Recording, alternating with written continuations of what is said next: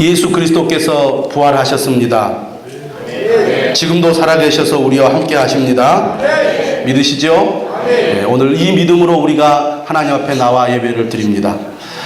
저는 봄이 참 좋습니다. 생명의 기운을 느낄 수 있기 때문입니다. 겨우내 얼었던 대지가 녹으면서 새싹이 돋아나는 것을 보면 저 자신도 새로운 활력과 희망이 생기는 것을 느끼기 때문입니다. 우리 예배당 뒤편에 잔디밭이 있습니다. 누런 잔디밭에 시들어버린 잔디 사이로 연한 초록빛 잔디가 하나씩 나기 시작하더니 이제는 어느덧 잔디밭이 온통 초록빛으로 가득해졌습니다.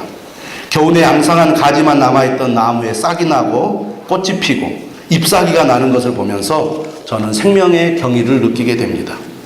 사랑하는 여러분, 기독교의 위대함이 어디에 있습니까? 바로 생명에 있습니다. 기독교는 어떤 종교입니까? 살리는 종교입니다. 할렐루야. 누구든지 예수 그리스도를 믿는 자는 죄와 사망의 권세에서 벗어나 구원과 영생을 얻게 됩니다. 우리는 세상에 살면서 때때로 절망과 좌절 그리고 고통과 불행을 경험합니다. 하지만 부활하신 예수 그리스도를 믿고 그와 인격적인 교제를 가지는 사람은 희망과 승리, 평안과 행복을 얻게 될 줄로 믿습니다. 예수님의 행적을 기록하고 있는 사복음서는 공통적으로 예수님께서 십자가 위에서 못 박혀 죽으신 것과 사흘 만에 다시 살아나신 사건을 매우 비중 있게 다루고 있습니다. 분량을 보면 절반에서 3분의 1에 이른다고 할 수가 있습니다. 왜 그럴까요? 십자가와 복음의 핵심이기 때문입니다. 우리가 예수님을 믿는다는 것은 예수님께서 나의 죄를 위하여 십자가에 못 박혀 죽으시고 나를 살리기 위하여 부활하셨다는 사실을 믿는 것입니다. 나를 위해 죽으시고 부활하신 예수 그리스도를 믿음으로 우리는 구원을 받습니다. 이 놀라운 이 복음의 소식을 우리는 사복음서를 통해서 접하게 되는데, 사복음서를 보면 십자가와 부활 사건에 공통적으로 등장하는 인물이 나옵니다. 바로 그 인물이 막달라 마리아입니다. 막달라는 갈릴리 지역에 있는 마을 이름입니다. 마리아라는 이름을 가진 여인들이 복음서에 여러 사람이 등장을 합니다. 복음서의 중요한 사건들 가운데 마리아의 이름을 가지고 있는 여인과 관련된 사건들이 여러 번 등장하는 것을 볼 수가 있습니다. 하지만 십자가와 부활 사건의 주요 인물인 마리아는 막달라 출신입니다. 복음서를 들여다보면 막달라 마리아가 자주 언급되고 있지 않습니다.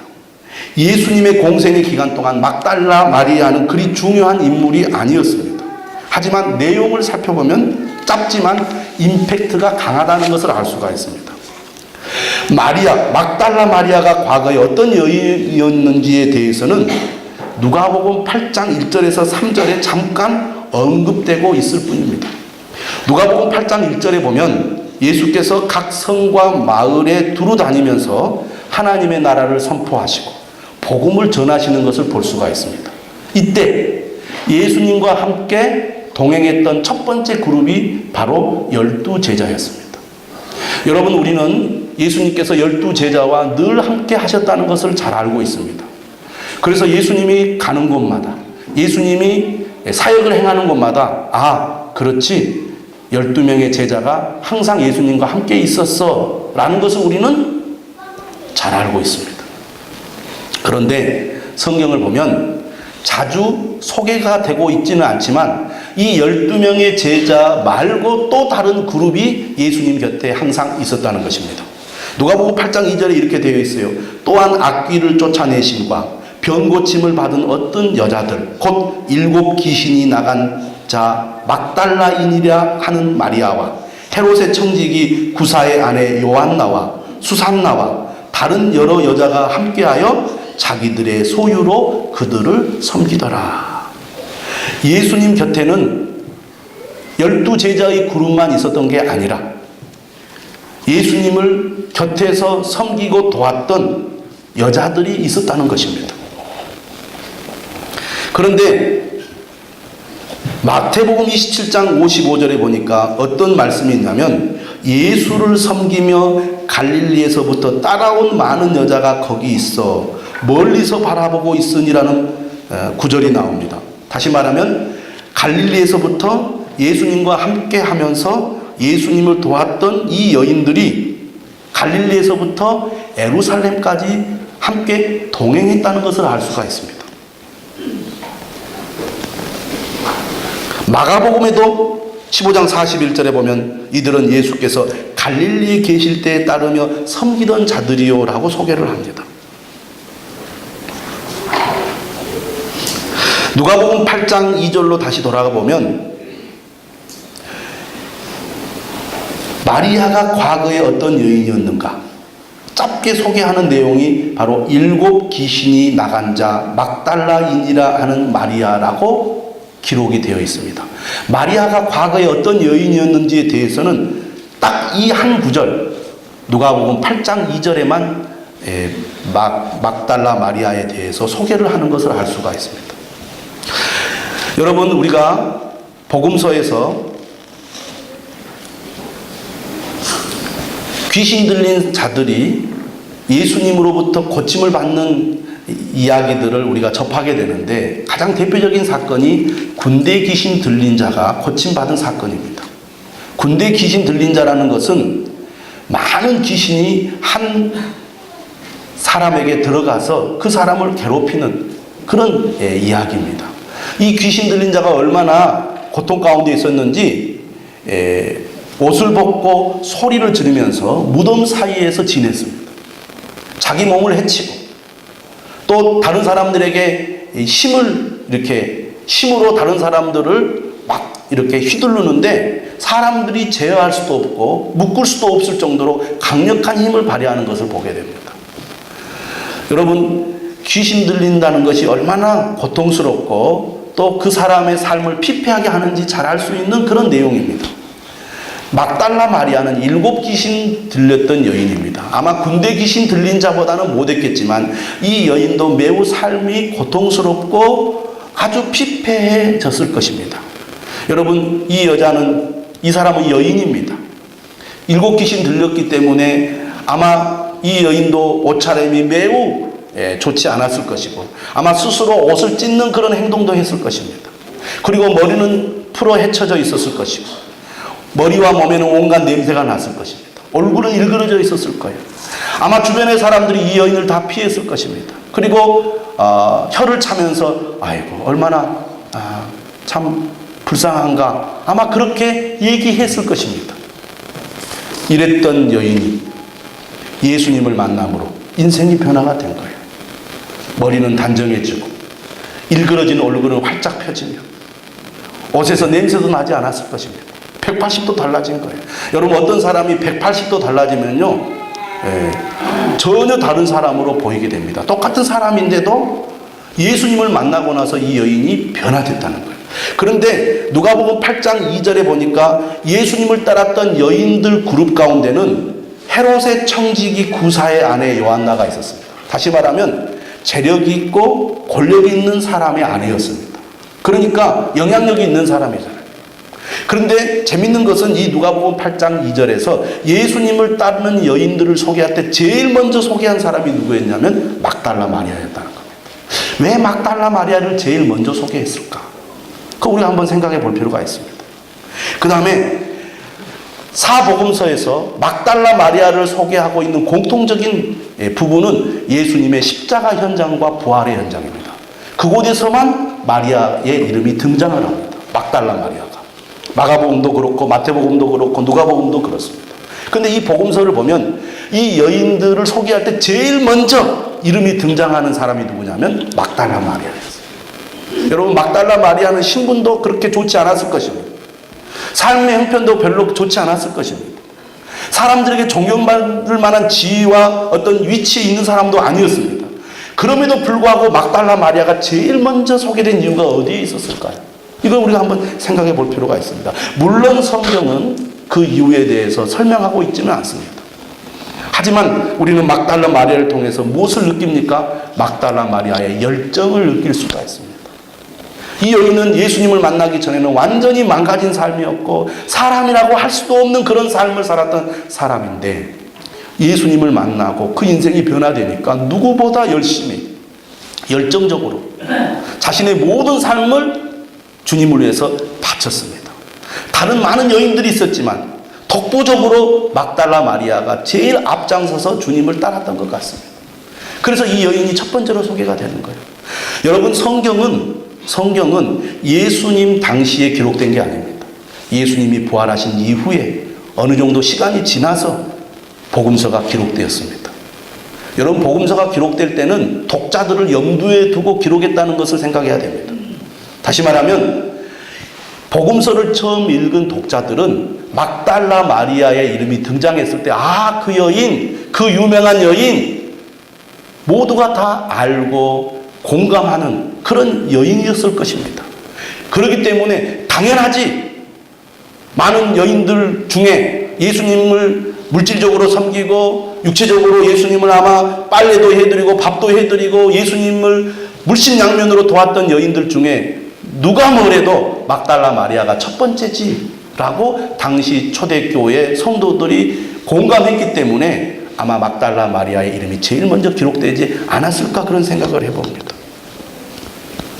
여러분, 신분이 낮고 그리고 내가 가진 것이 별로 없어도 주님을 향한 열정과 열심이 있는 그 믿음만 있다면 주님은 그 사람을 귀하게 여기고 제일 소중한 사람으로 여긴다는 것을 기억하시기를 바랍니다. 첫 번째라는 것은 이 여인에게 열정이 있었다는 것이고 열심이 있다는 것이고 헌신의 그런 이 믿음이 있었다는 것이며 누구보다 넘버원이었다는 거죠. 그래서 이 막달라 마리아는 갈릴리에서 뿐만 아니라 예수님께서 마지막 십자가의 현장으로 가는 예루살렘까지도 끝까지 따라오는 그런 열정을 보였습니다. 한결같이 끝까지 열심을 다했던 여인, 이 여인이 바로 막달라 마리아입니다. 뭔가 세상적으로 사람들에게 좀 홍보를 하려면 예수님을 따랐던 여인들 중에는 사회적인 지위도 높고 권력도 있고 재력도 많은 그런 유명한 사람을 앞장 세워서 우리 교회에 이런 위대한 인물도 있습니다, 이렇게 소개하는 게 사실은 더 이치에 맞지 않겠습니까? 그런데 저 7 귀신 들린 여자, 사람들로부터 외면당하고 손가락 받던 그 여자가 누구보다 예수님을 앞장서서 헌신적으로 섬겼던 위대한 여인입니다, 이렇게 소개하는 것을 볼 때 막달라 마리아의 삶이 얼마나 참 많은 사람들에게 본이 되었을까 생각을 해봅니다. 마태복음, 마가복음, 누가복음은 예수님의 십자가의 현장과 부활의 현장에 막달라 마리아 말고도 다른 여인들이 있었다고 얘기를 합니다. 그런데 요한복음은 막달라 마리아를 단독으로 소개하고 있습니다. 막달라 마리아가 첫 번째 목격자이면서도 가장 중요한 목격자라고 요한복음은 강조하고 있는 것입니다. 요한복음 20장 1절에 보면 이렇게 시작합니다. 안식 후 첫날 일찍이 어두울 때에, 안식 후 첫날 일찍이 어두울 때, 이런 표현들이 모든 복음서에 나옵니다. 마리아는 열정이 넘친 여인이었습니다. 예수님이 무덤에 묻히실 때 마지막 그 무덤의 문이 쾅 하고 닫힐 때까지 예수님의 무덤을 떠나지 않았던 여인이 막달라 마리아였습니다. 이 여인은 안식일이 다가와서 이제 무덤을 떠날 때 예수님이 그동안 어떻게 계실까? 혹시 예수님의 시신이 썩어서 어떻게 되지 않을까 하는 그런 염려를 했을 겁니다. 그래서 빨리 안식일이 끝나면 가서 향품을 발라서 예수님의 시신을 조금이라도 더 예쁘고 아름답게 보존해야 되겠다는 그런 생각으로 가득 차 있었던 것 같습니다. 그러다 보니 안식일이 지날 때까지 기다리기가 너무 힘들었던 거예요. 기다리다 더 이상 기다릴 수가 없었어요. 일어났다 앉았다를 수없이 반복하다가 날이 밝기도 전에 벌떡 일어나 출발을 한 겁니다. 그것이 바로 안식 후 첫날 일찍이 어두울 때입니다. 여러분, 우리에게도 주님을 향한 이런 사모함이 있습니까? 예배 시간까지 기다릴 수가 없어서 설레는 마음으로 이른 아침 주예전에 나오는 간절한 마음이 여러분에게는 있습니까? 마리아는 예수님의 시신을 볼 수 있을 거라는 기대를 가지고 무덤에 왔습니다. 누가 우리에게 돌을 굴려서 문을 열어줄까? 그런 걱정을 하면서 마리아가 예수님을 찾아서 무덤에 왔을 때 무덤에 돌이 옮겨져 있는 것을 보았습니다. 깜짝 놀란 거죠. 안식일 동안에는 그 누구도 무덤에 와서 어떤 일을 하지 않았을 텐데 안식일이 끝났을 때 누구보다 마리아 자신이 가장 빨리 무덤에 왔다고 생각했을 텐데 도대체 누가 무덤에 돌을 옮겨 놓았단 말인가? 그런 생각을 했을 겁니다.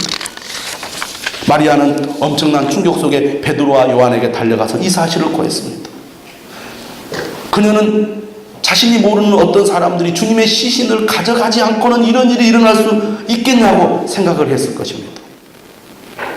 이 소식을 들은 두 제자는 신속하게 무덤으로 달려갑니다. 사실을 확인할 필요가 있었습니다.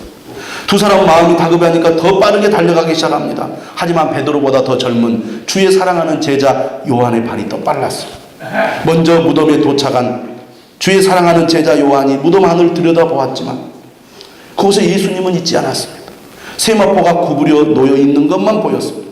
예수님의 시신을 감쌌던 세마포가 마치 시신만 쏙 빠져나온 것처럼 가지런히 놓여 있었습니다. 시신은 사라지고 오직 빈 무덤뿐이었어요. 마리아의 증언이 사실이었습니다. 하지만 요한은 무덤 안으로 들어가진 않았어요. 베드로가 뒤늦게 도착했습니다. 그러나 그는 곧바로 무덤 안으로 들어갔어요. 적극적이고 열정적인 베드로는 역시 달랐습니다.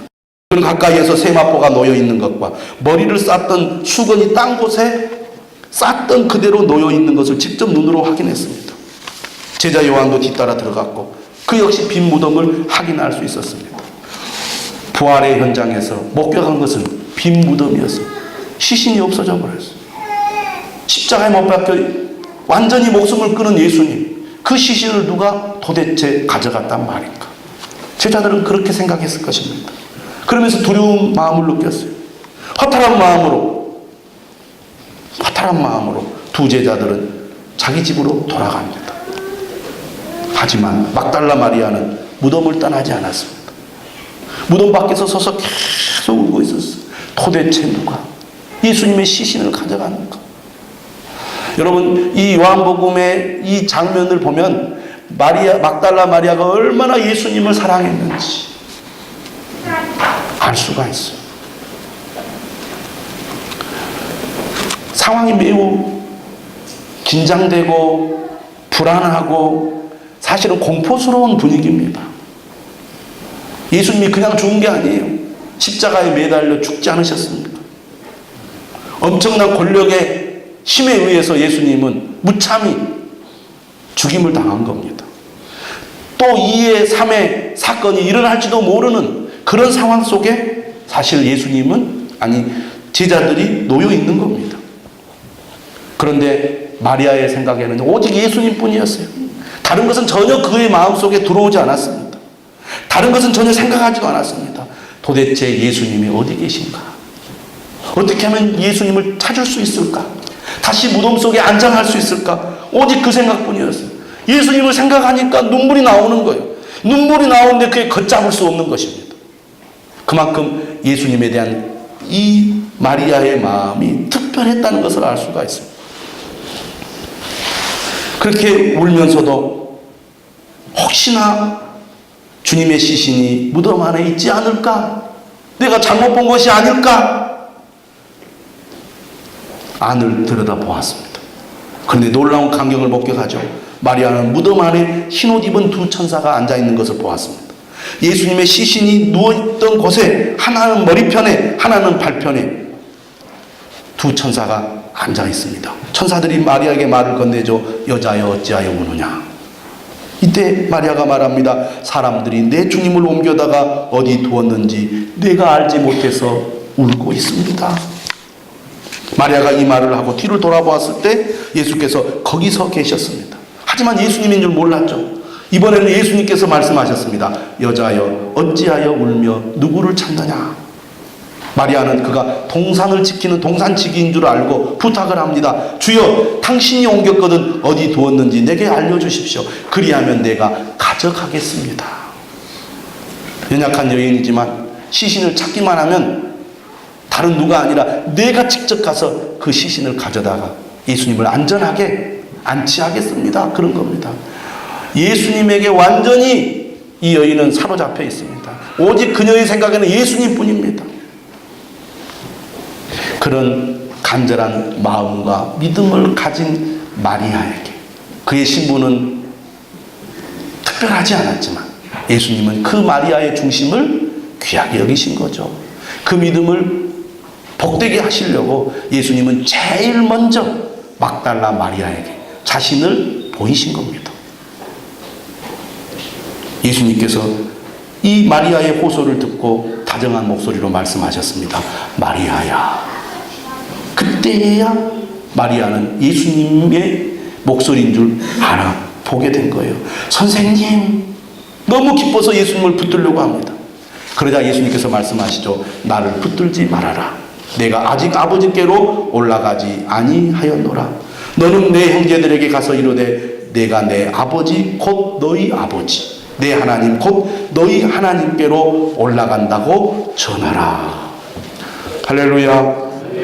여러분, 슬픔 가운데 있었던 마리아가 간절한 마음으로 주님을 찾을 때 부활하신 예수님이 마리아에게 나타나셨습니다. 여러분, 이것은 놀라운 일입니다. 여러분, 우리가 살아가면서 때로는 슬픔 가운데 있을 때가 많이 있습니다. 이 세상에 우리에게 진정한 기쁨을 줄 만한 것이 많이 없습니다. 그러나 여러분, 막달라 마리아처럼 간절한 마음으로 주님을 찾을 때 부활하신 주님이 여러분을 만나 주실 줄로 믿습니다. 부활하신 주님을 만나야 합니다. 주님은 지금도 살아계십니다. 그저 이론으로 지식으로 예수님이 어떤 분이라고 아는 것으로 머무르지 마십시오. 지금도 살아계셨어요. 우리가 부르면, 우리가 찾으면 만나주시고 우리와 함께 교제하시며 우리에게 힘을 주시는 예수님을 만나시기를 바랍니다.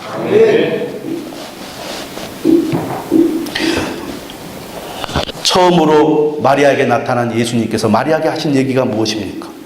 너는 내 형제들에게 가서. 여러분, 예수님께서 우리를 위해 죽으시고 부활하심으로 우리는 하나님의 가족이 된 줄로 믿으시기를 바랍니다. 우리는 하나님 아버지를 믿습니다. 예수 그리스도의 아버지가 우리의 아버지입니다. 그래서 예수님은 내 형제들이라고 말하는 거예요. 내 아버지 곧 너희 아버지, 내 하나님 곧 너희 하나님께로 올라간다고 전하라.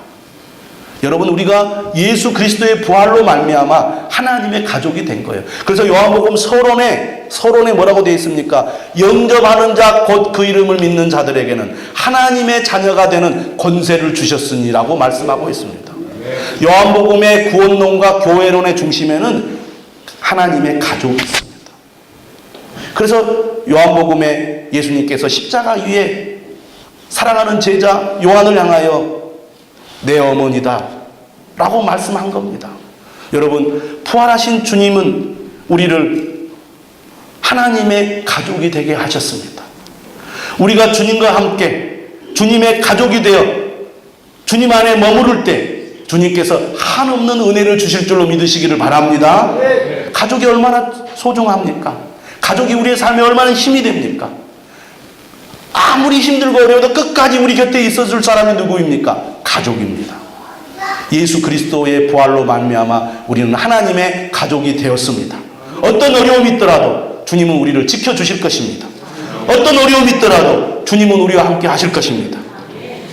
이 놀라운 소식을 형제들에게 가서 전하라고 예수님께서는 막달라 마리아에게 명령하셨습니다. 이 말을 들은 막달라 마리아가 가서 제자들에게 전합니다. 내가 주님을 보았습니다. 또 주께서 나에게 이렇게 말씀하셨습니다. 예수 그리스도를 믿습니까? 예수 그리스도를 믿습니까? 우리는 죽은 예수 그리스도를 믿는 게 아닙니다. 지금도 살아계셔서 우리와 함께 계신 예수 그리스도를 믿는 것입니다. 그분을 믿고 있다면 지금 여러분 안에 성령으로 오신 예수님을 믿으시기를 바랍니다. 기독교는 이 예수 그리스도의 부활로 말미암아 시작된 종교입니다. 탄생한 종교예요. 이 부활의 첫 목격자가 바로 막달라 마리아였습니다. 당시의 여자들은 증인으로 인정받지 못했다는 것을 잘 아실 것입니다. 증인으로서 인정을 못 받았어요. 그럼에도 불구하고 사복음서가 모두 막달라 마리아를 제일 먼저 언급한 이유는 실제로 부활의 첫 목격자가 막달라 마리아였기 때문입니다. 그녀는 고통 가운데 살았습니다. 하지만 예수님을 만남으로 인생이 변화되었어요. 그녀는 빈 무덤의 현장에서 슬퍼하며 울었습니다. 하지만 부활하신 예수님을 만남으로 기쁨을 되찾았습니다. 그녀는 부활의 놀라운 소식을 증거하는 증인이 되었습니다.